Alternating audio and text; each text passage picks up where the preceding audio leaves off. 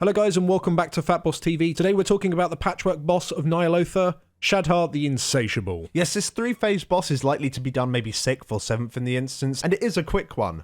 All phases are pretty similar, and you just got to make sure that you execute them properly, as you can easily be caught out by the abilities. Also to note, the dungeon journal has changed a lot for this fight. Even the phase order has changed. So we're just going to give you the information based off the most recent version of the fight that we fought, as that's what's most likely to be seen in a few weeks on live servers. Anyway, let's jump straight into it. So the boss has 3 abilities that he'll use in every phase, and they remain the same throughout the entire fight.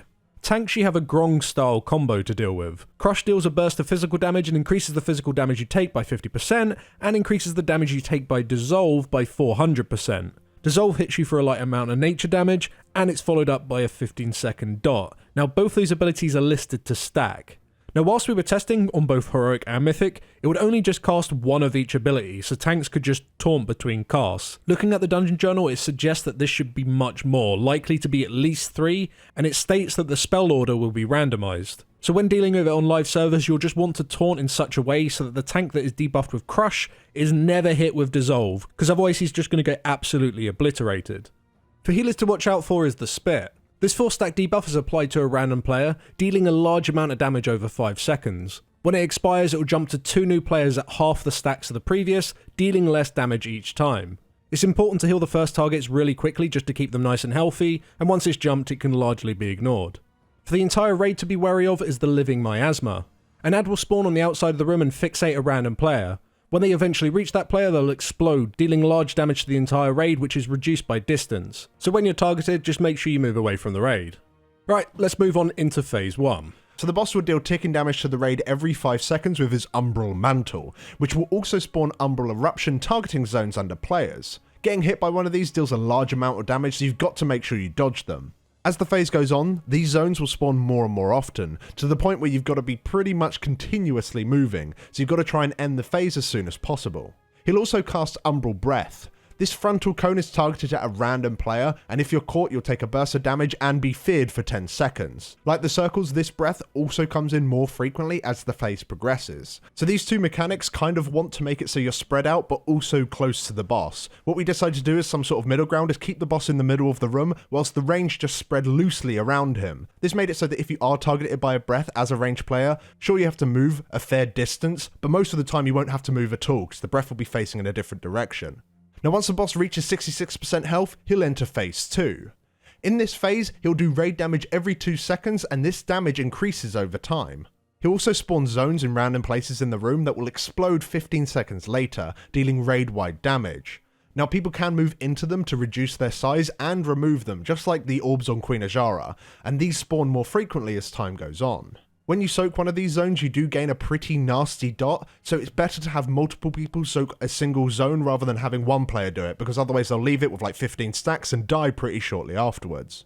In this phase, the boss has got a new breath, which is Entropic Breath. Again, this just targets a random player, except this time it deals slightly less damage, but debuffs you, reducing your healing received by 50% for 5 seconds. Just continue to dodge it and pay extra attention to the timers whilst soaking zones.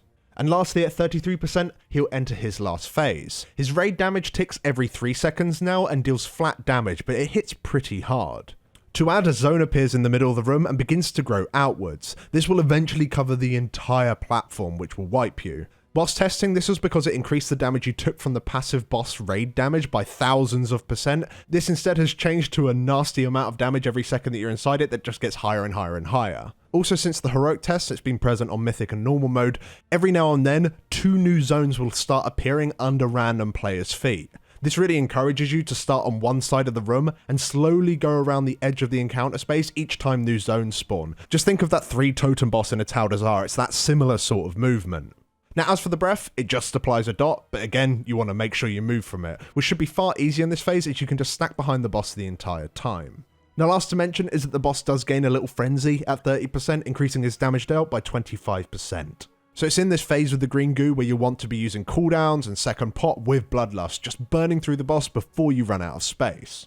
As for the Mythic version of the fight, it has very few changes, but one of the main ones is that the Miasma ads now root their target, meaning that the raid will need to move from that player instead of the player moving from them. This, however, could be dispelled with things like Blessing of Freedom. To add, the boss is also gaining hunger stacks over time, and at 10 he'll increase his damage by 250%, wiping you. However, when a miasma ad dies, it will drop a morsel, which a player can then pick up and feed to the boss. This needs to be done by a new player every single time, because when you've fed the boss, you'll be debuffed for 3 minutes, which prevents you from doing it again. But that's it for the fight. What do we think? So we're not massive fans of this style of fight, I think we can say, mainly because of the issues they usually bring when it comes down to tuning. Fights in the past like Butcher and in more recent memory, Fetid, they just seem to become really frustrating fights because numbers for the most part are the only important part of the encounter, as the mechanics aren't challenging or engaging enough by themselves to make it a proper encounter. Which is absolutely fine if they get it right, but they've struggled to tune it right so many times in the past with things like Fetid, and it just acts as a silly brick wall until it is nerfed, which can take days or in some cases weeks. And with Corruption Gear coming next patch and the complete randomness involved with acquiring that ultra powerful gear, Blizzard need to be really careful with how they tune this boss so they don't repeat what they've done in the past. But at the same time, this boss is roughly 7th in the instance, probably for most people, so you don't want it to be a complete pushover. So it's a very delicate subject and there's two ways of looking at it. That aside, as a patchwork fight, I guess it's alright. I don't think much really needs to be changed. And if anything, it's just going to be a really fun fight to heal. And if they do change that tank mechanic, when it does hit live servers, that is also going to be more interesting than what we saw. So it's not all that bad. Either way, that's where we'll leave it today, guys. Thank you very much for watching. If you enjoyed this preview, then leave us down a like. It helps us out a lot. And also go check out our guide over on Wowhead. Whenever anything changes or a new strategy hits the fight, you'll be able to find everything you need over there. A link for that can be found in the description below. Thanks again for watching, and we'll see you in the next one. Catch you later.